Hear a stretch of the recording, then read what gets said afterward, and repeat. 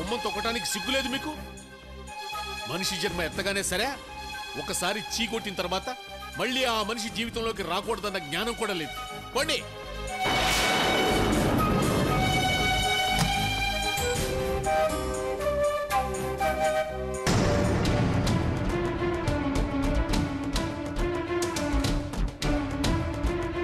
ఏమండి? ఎవరు? ఏమిటా గోల? పనికి మాలిన వాళ్ళు. వెళ్ళి మీ పనులు చూసుకోండి. వెళ్ళండి.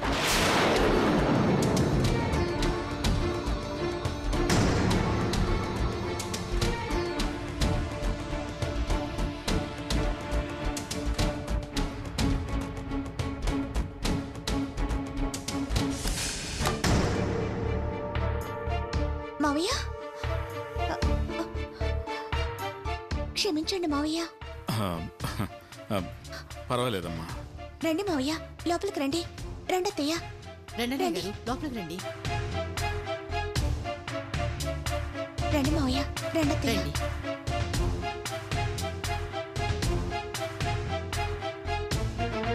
ఆగండి. మీకు బుద్ధి ఉందా? వీళ్ళని ఇంట్లోకి రాకుండా నేను తలుపులేస్తే మీరు తలుపులు తీసి ఆహ్వానిస్తారా? నాన్న, వచ్చిన వాళ్ళు నా వాళ్ళు, అది మర్చిపోయి మాట్లాడుతున్నారు. నీ వాళ్ళు కాదమ్మా, వీళ్ళు నిన్ను డబ్బు పెట్టి బానిసలా కొన్న రాక్షసులు. ఏమండి? ఏమిటండి ఆ మాటలు? ఊరుకోండి. అన్నివ్వండి అమ్మా. ఆయన కోపం పూర్తిగా పోవాలంటే ఆ నలిసినవన్నీ అన్నివ్వండి. మావయ్య, వీళ్లతో మీరు మాటలు పడుతుంటే చూస్తూ ఊరుకునే మనిషి అనుకున్నారా నన్ను? ఏమిటే వీళ్ళు అయిపోయావా? అవునన్నా, ఏనాడు మీ గడప దాటానో ఆనాడే నేను వాళ్ళింటి మనిషి అయ్యాను. నీ జీవితాన్ని సర్వనాశనం చేసిన రాక్షసులమ్మా వీళ్ళు. ఎవరి జీవితాన్ని ఎవరూ నాశనం చేయలేరు నాన్న. ఈ రోజు అన్నయ్య బతుకలు అవడానికి కారణం మీరా? తరంగిణి, ఏ నా మాటలు మీకు బాధగా ఉన్నాయా? నీ అన్న చెడిపోవటానికి నీ భర్త చనిపోతాడని తెలిసి నీతో పెళ్లి చేయటం ఒకటే ఎలా అవుతుంది?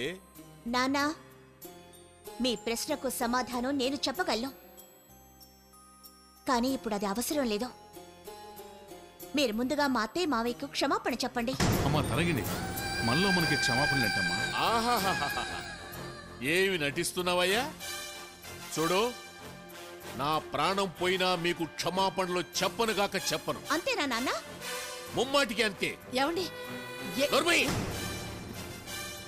ముందు వీళ్ళని బయటికి పొమ్మని చెప్పు.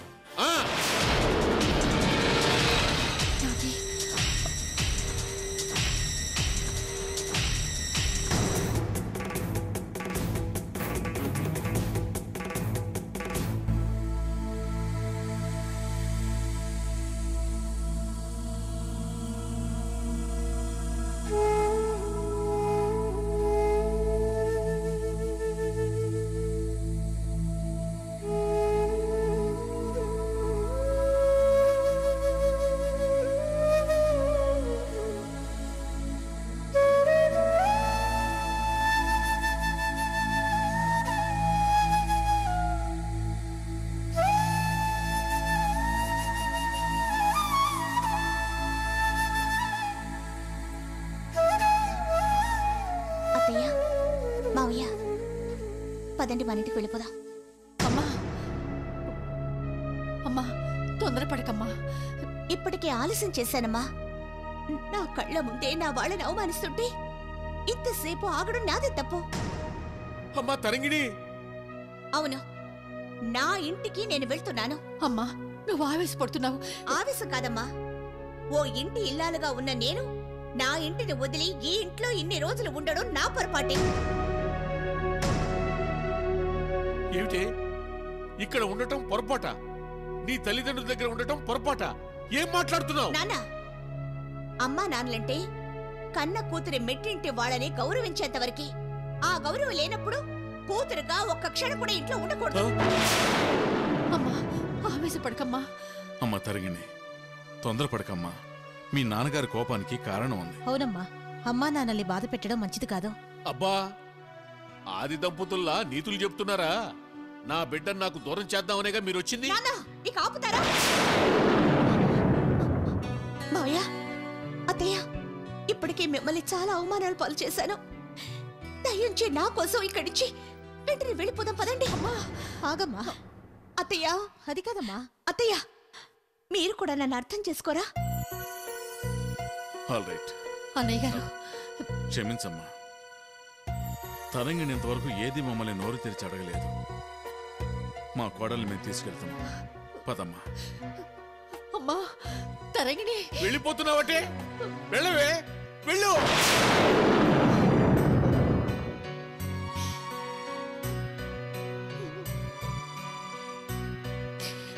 అమ్మా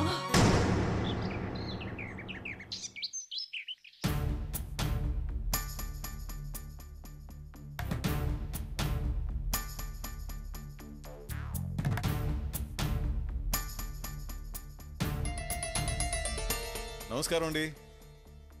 రండి తాతాజీ గారు, రండి రండి. రా కూర్చో. టిఫిన్ చేస్తావు? వద్దండి, చేసే వచ్చాను. పర్లేదు తినవయ్యా. రండన్నయ్య గారు, రండి రండి. బాగున్నారమ్మా? ఏటమ్మా పుట్టింట్లో అన్ని రోజులు ఉండిపోయారు? ఏం చేస్తాం, ఈయన గారి ప్రతాపం. అల్లిగి ఇంటికి వెళ్ళాననుకోండి, తిరిగి తీసుకురావాలన్న జాలి కూడా లేదుగా ఈయనకి. పిచ్చిదానా, నువ్వు ఎక్కడ పుట్టింట్లో ఉండగలుగుతావు? నువ్వు అలగ తీరిన తర్వాత ఎలాగ వస్తావు అనుకున్నావు, వచ్చేసావు. కూర్చోండి అన్నయ్య గారు. ఏంటి సంగతులు? ఆ అమ్మాయికి పెళ్లి ఖాయం చేశానండి. శుభం. అబ్బాయి బుద్ధిమంతుడేనా? సరే అన్నయ్య గారు, అబ్బాయి బుద్ధిమంతుడేనా? చాలా బుద్ధిమంతుడమ్మా. నోరు తెరిచి ఒక మాట కూడా మాట్లాడు. పైగా గవర్నమెంట్ ఉద్యోగం. మరి ఇంకా మరి పెళ్లి ఘనంగా చేయిస్తాం. తమరున్నారనే ఆశతోనే పెళ్లి వాళ్ళు పెట్టిన కండిషన్లు అన్నిటినీ ఒప్పుకున్నాను సార్. ఏం కండిషన్ లో పెట్టారేటి? 15 లక్షలు కట్నం కావాలన్నారు. ఇంకా లాంఛనాలు, పెళ్లి ఖర్చులు ఇంకో 10 లక్షల దాకా అయ్యేటట్టుందండి. అంతే కదా సార్? అవునయ్యా, ఈ రోజుల్లో 25 లక్షలు అంటే ఆ రోజుల్లో మన పెళ్లి రోజుల్లో 25,000 అయ్యా. నువ్వేం దిగులు పడకు, నీకు ఎప్పుడు కావాలంటే అప్పుడు డబ్బులు తీసుకెళ్ళు. ఎప్పుడు కావాలో ఏమిటండి, ఇప్పుడే తీసుకెళ్ళమని చెప్పండి. అలాగే, నువ్వు వెళ్ళేటప్పుడు తీసుకెళ్ళవయ్యా. చాలా సంతోషం సార్. కానీ అంత డబ్బు పెళ్లి వరకు మా ఇంట్లో ఉండడం అంత క్షేమం కాదు. ఈలోగా ఖర్చులకి నా దగ్గర కొంత పైకం ఉంది. అమ్మాయిని పెళ్లి కూతురు చేసే సమయానికి తమ డబ్బు సర్దితే చాలు. అలాగే అలాగే. అవును, పెళ్లి ఎప్పుడు నిర్ణయించారు? ఈ నెల 16వ తేదీ రాత్రికి లగ్నం. ఆ రోజు ఉదయాన్నే అమ్మాయిని పెళ్లి కూతురు చేస్తాం. అయితే ఇంకనే 15వ తారీఖు వచ్చి డబ్బు తీసుకెళ్ళు. చాలా సంతోషం సార్. మీ మేలు ఈ జన్మలో మర్చిపోదు. భలే వాడు అయ్యా, నువ్వేం తక్కువ సహాయం చేసావు నాకు. ఈ 25 లక్షలే కాదు, తర్వాత పెట్టిపోతలు కానీ ఇంకో దేనికైనా సరే అడుగు ఇస్తాను. చాలు సార్, చాలు. అన్నయ్య గారు, మీరు డబ్బుకు వెనకాడకండి. అవును, అమ్మాయి మెళ్ళలో బంగారం ఏదన్నా ఉందా? ఏదో ఆ రోజుల్లో చేయించిన చిన్న గొలుసు ఒకటి ఉందమ్మా. పెళ్లి నాటికి వాళ్ళు కోరిన నగలన్నీ చేయాలి. నగల కన్నా డబ్బు తీసుకెళ్ళండి. వద్దమ్మా, 15వ తారీఖునే అన్ని నగలు కొంటాను. అయితే అప్పటిదాకా ఈ గొలుసు అమ్మాయి మెళ్ళలో ఉంచండి. అమ్మా అమ్మా, ఏంటమ్మా మీరు అందాక ఈ మీ గొలుసు గొలుసు ఇస్తున్నారా? మీ అమ్మాయి మెళ్ళలో వేయండి. మా వారు మీ గురించి అంతా చెప్పారు, చాలా సహాయం చేశారట. తీసుకోండి. అయ్యా, మీ మెడలో నుంచి ఇచ్చిన ఈ చల్లని గొలుసు నా కూతురు జీవితాన్నే మార్చేస్తుందమ్మా. వస్తానమ్మా, వస్తానండి. ఓకే, వెళ్ళమ్మా.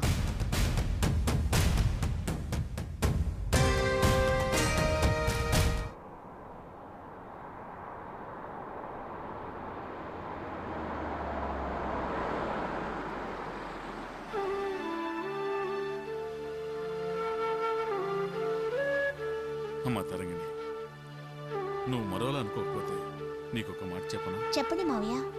మీ నాన్నగారు నన్ను మీ అత్తయ్యని దూషించారని, నువ్వు కన్నవాళ్లనే కాదని మాతో వచ్చేశావు. ఆ సమయంలో వద్దామా అని ఒక్క మాట అనలేకపోయాను. కారణం ఏంటో తెలుసమ్మా? ఏమిటి మావయ్య? ఇది నీ ఇల్లమ్మా.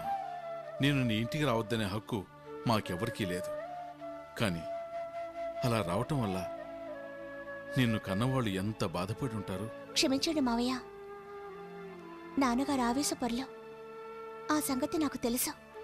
కానీ నా కళ్ళ ముందే కన్న తండ్రి లాంటి మిమ్మల్ని అనరాని మాటలు అంటుంటే సహించలేక మీతో వచ్చేశాను.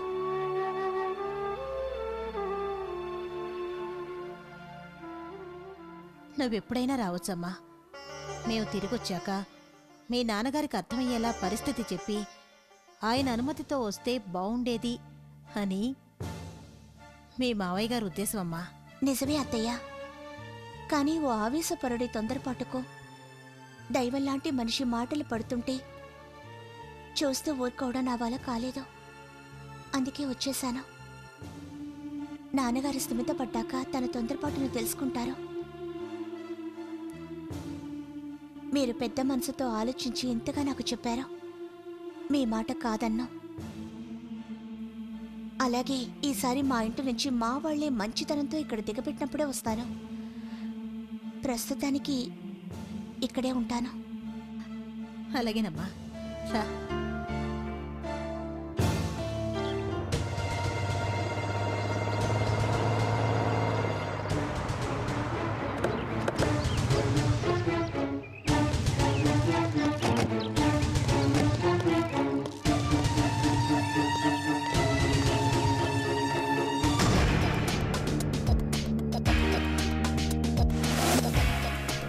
ధర్మారెడ్డి రారా, బయటికి రా. ధర్మారెడ్డి రారా, బయటికి రా. ధర్మారెడ్డి రారా. ఎవరు?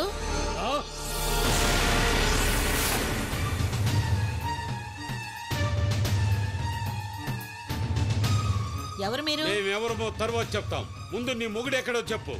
అదేమిటండి మీరు అలా మాట్లాడతారు? నీ మొగుడెక్కడా? ఆయన బయటికి వెళ్ళారు. ఎందుకు వచ్చారు? ఎందుక? నీ మొగుడు నా దగ్గర 5 కోట్లు కొట్టేసి ఇవ్వాల్సిన పట్టా ఇవ్వలేదు. మర్యాదగా పట్టా ఎక్కడుందో తెచ్చివు, లేకపోతే ఇల్లంతా ధ్వంసం చేస్తాం. ఏం పట్టానో ఏమిటో. నేను వారం క్రితమే మా ఊరు నుంచి వచ్చాను. అబద్ధాలాడకు. నీకు తెలియకుండా ఉండదు. చెప్పు చెప్పు. ఒరే శివ, చక్రి, త్వరగా రండ్రా. వీళ్ళెవరో గొడవ చేస్తున్నారు.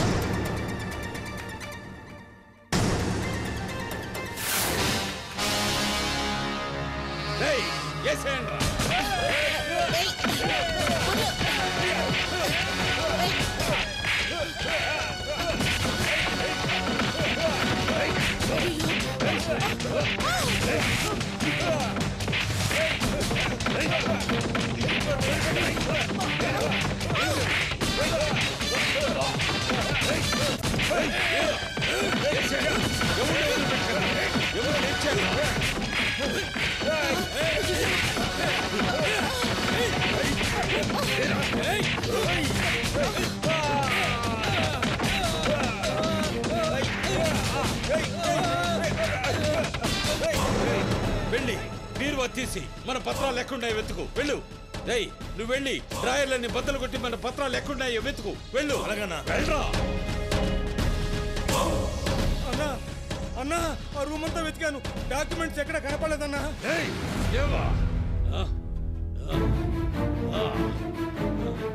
సరే పదండి.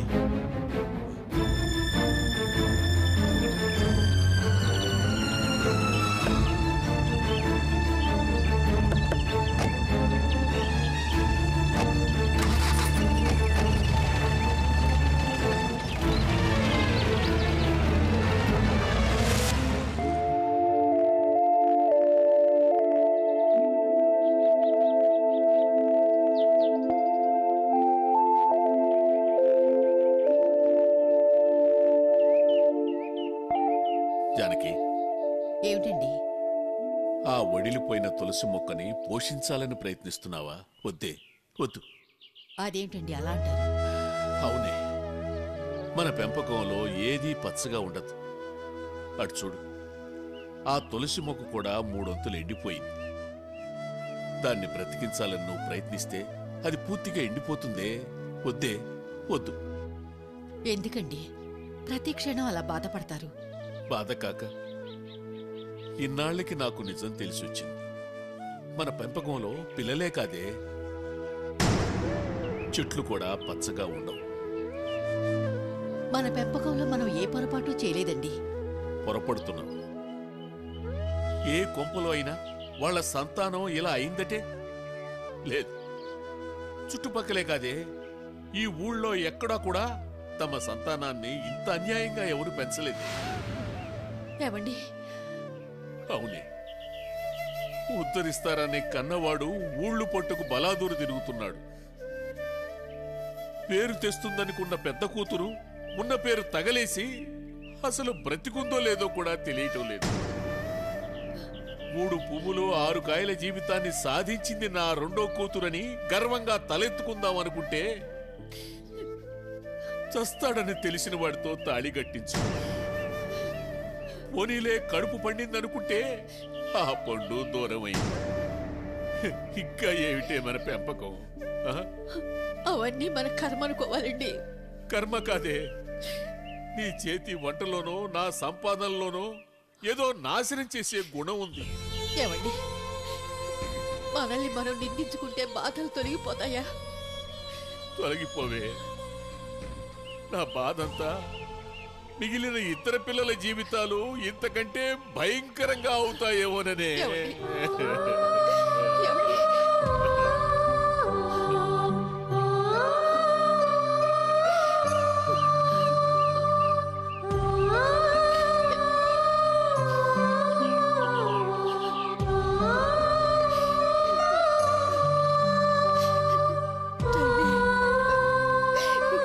ఏమిటమ్మా ఈ కష్టాలు? ఇవన్నీ చూడ్డానిక నాకి మొండి బ్రతుకునిచ్చావు?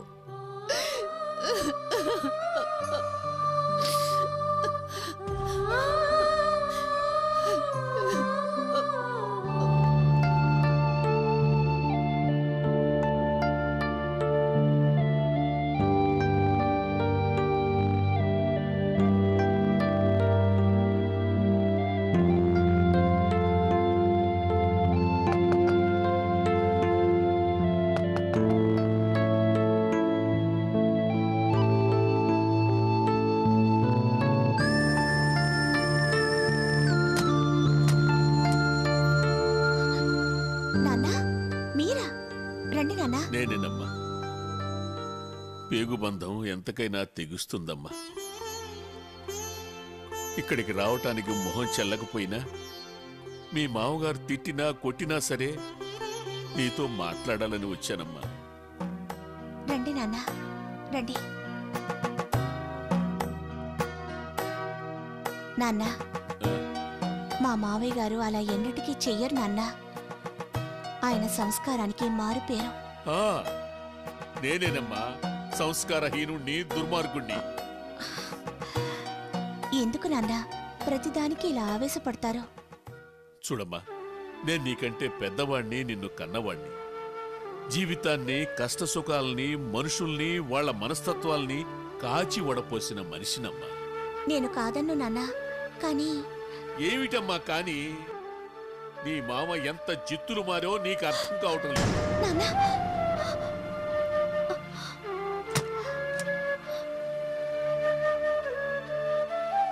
నాన్న, దయించి మా మామగారిని ఏమీ అనకండి. అనకూడదమ్మా.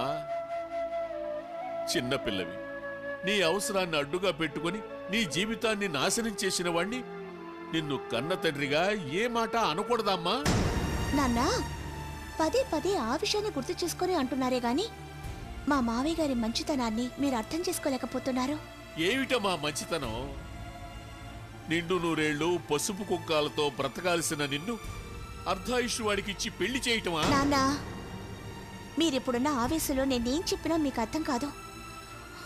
సరే, ఇప్పుడు మీరెందుకు వచ్చారో చెప్పండి. నిన్ను నాతో మన ఇంటికి తీసుకెళ్దామని వచ్చానమ్మా. ఎందుకు? ఎందుకేమిటమ్మా? ఇక్కడ ఏముందని? నీ ఇంటికి నువ్వు రావటానికి ఎందుకంటావేంటమ్మా?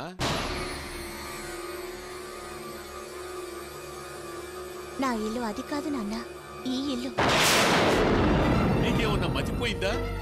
ఇది నీ ఇల్లు అంటున్నావు, ఇంకా ఇక్కడేముందని? అక్కడే ఉందో చెప్పండి నాన్న. నిన్ను కన్నవాళ్ళం మేమున్నాం. కానీ ఇక్కడ నా తల్లిదండ్రులున్నారు. ఏమిటే నీ వితండవాదం? కన్నవాళ్ళని మమ్మల్ని కాదని నీ అత్తామామలే తల్లిదండ్రులు అంటున్నావా? అవునానా, ఇదిప్పుడు నా ఇల్లే కాదు, నా ఇంటి పేరు కూడా. క్షమించండి. అర్థం లేని అనుమానాలతో మీరు నా అత్తామామల్ని అవమానపరచకండి. దయచేసి వెళ్ళిపోండి.